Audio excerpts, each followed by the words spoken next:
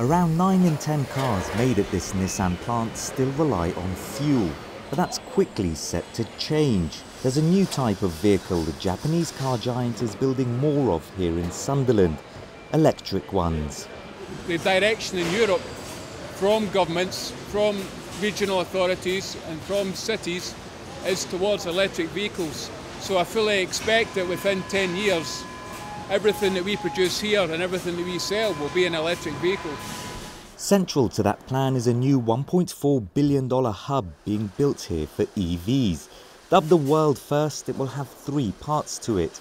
Around half the money will come from Nissan to build a new electric car. A similar investment is being put in by a subsidiary of Shanghai-based Envision Group to provide the all-important batteries. And the local council is providing almost 10% of funding to set up a renewable energy microgrid to power the site. When the move was announced in July, Prime Minister Boris Johnson came here to unveil it. This project's also being backed by the UK government as it prepares to host the COP26 climate summit in November. It's keen to show off its green credentials. But it could be transformational for this area too.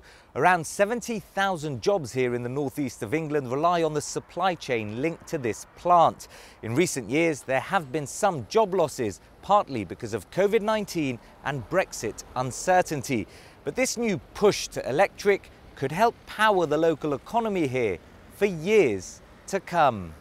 If the mass transition to EVs is to really happen, batteries could be the key. In a rare look inside Envision's plant in Sunderland, we got a first-hand glimpse of what's becoming a prized possession for global car makers. They may look modest, but these thin sheets of metal which go into the batteries could revolutionize transport for billions of us.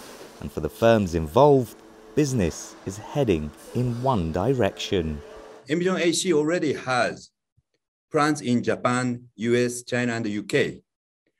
We have announced 3 new plants with Nissan in UK and Japan, and with Renault in France. And we expect this growth to continue globally as the world transitions to EVs. The new hub in Sunderland is still a few years away, but the wider sector here does face the usual challenges, from a global shortage of semiconductors to a lack of charging infrastructure and the high cost of EVs.